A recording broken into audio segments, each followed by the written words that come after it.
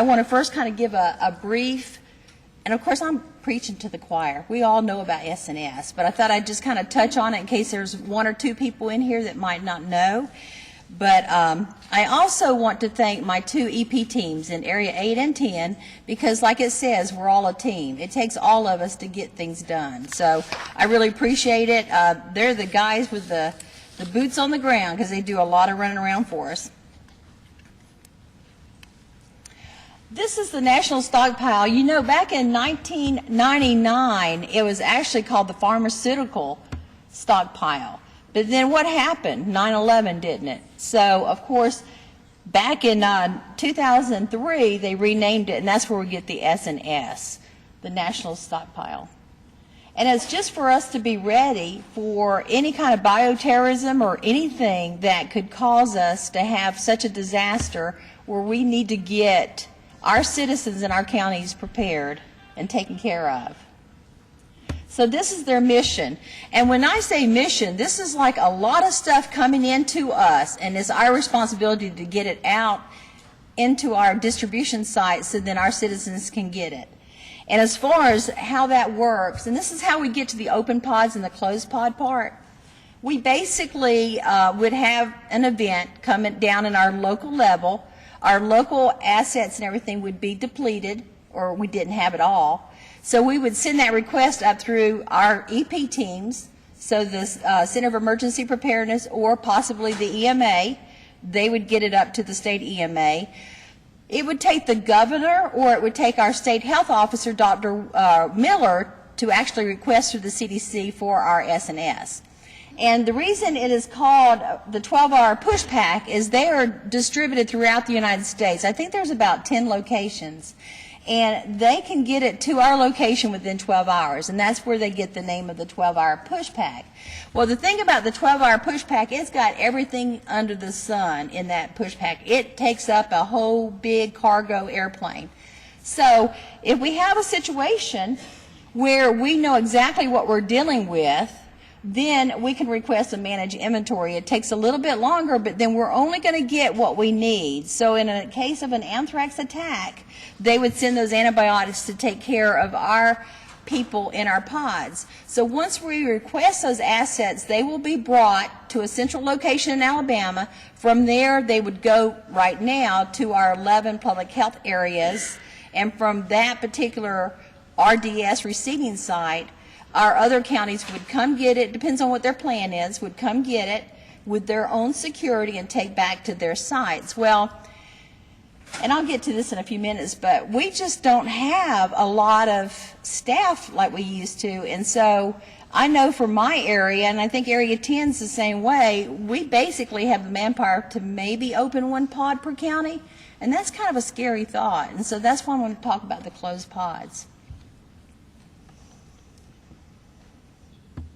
And again, this is what I'm talking about, is we can only open one pod in our per county. Now, if it's just in one county, yeah, we can kind of combine other counties together and maybe open. We do also have alternative sites within those counties, so if it's just in one county, we can do that as open pods. But this is where the organizations really come into play and make it possible for us to service all of the citizens as fast as we can. And you'll see in a few minutes when you hear from Robert and Randy how it is so important to get everybody on board with these closed pods. So why do we need them? Of course, I've already touched on that, and Tamiki did too. Limited staff, it helps your community. It sends a good message to your own company or to your employees that you're not only taking care of them, but you're going to take care of their family members as well. And we have what we call the head of household form. And that's the beauty of it. They don't have to have their whole family go through their pod. They can actually do this head of household and take care of their family without them actually coming to their little pod. It keeps the counties going. And also, you know, public health, we have a lot going on at our county health departments. So the sooner we can get back to normal, the better everybody will be, because we're still going to have things come into our clinics that we need to take care of. So it's just a win-win for everybody. And that's, I'm so passionate about it because it is. Nobody loses out on these closed pods or open pods. It's really a good idea. As an EP team, what we can do is we can educate our communities about how valuable it is to have these closed pods. We need to have them so we can take care of all the citizens. You need to work with your closed pod organizations, provide the paperwork for them. You know, if you need to, sit down and talk with them and fill it out with them. And then what I think what's helped me in the past is going to the organizations and sitting down with their upper management and selling it to them, and then of course the employees will then come together then and do what they need to do. But it's so important to be there. Set up meetings to do a walkthrough. Basically, that's a good idea because what you have on paper might look good, but when you get there and you start walking around and you see, well, you know, that's not really a big enough room to take care of the family dispensing. From my experience, when we have pod exercises, we usually get kind of bottlenecked around family because what do? You have groups of large families that are trying to get their dispensing. So it's so important for them to be able to have a large area. So with a little planning, you can lay it out a lot better so you would have that area. Plus you want to think about privacy. You want to make sure that all your tables are spread out enough where you can, you know, get that privacy. Functional access needs is something else. You need to have that kind of in an area where they can get in and out. Of course, a closed pod, another beauty of that is you know your employees. You know your employees' health. For university, you know, you've got students, but you've got a health center right there at the university. So y'all got a kind of an inside door on the health of your students. So it's just important to, you know, when you look at your plans, to make sure that you've laid it out correctly and it flows right. And not just flows right to yourself, but make sure it flows right to, you know, get a group together and say, does this really make sense? We did that yesterday when we set up these signs. You know, you got to kind of logically think about it. Okay, we're going to come in that door. We're going to make sure you don't have symptoms. If you have symptoms, you're not coming into the pod. The pod is just for well people, not for people that are sick, because they need to get treatment somewhere else. So you want that right at the beginning. You don't want it halfway through your pod. So you just, common sense. This is a biggie here. Be willing to help your closed pods with training. You know, we do closed pod or open pod training all the time. I'm in the process right now, or our team is, on setting up our open pods, and we're going to every one of our counties, and basically we're going to open up their we're going to go and we're going to have their team set it up, because in a disaster I might not be there in Lee County or Barber County or wherever. I have to get there, so I want them fully independent of setting up their own pods. So part of the trainings, and I'm going to time them on this too because that's part of the exercise, we're going to time them setting up their pods.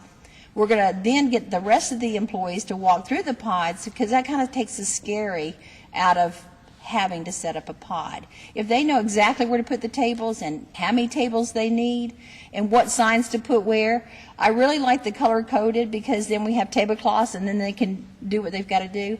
Another thing that we've done in Area 8 and in 10, we've got a work box. And when I do these open pods, I always like to bring them something, you know, so as their reward for doing this for me.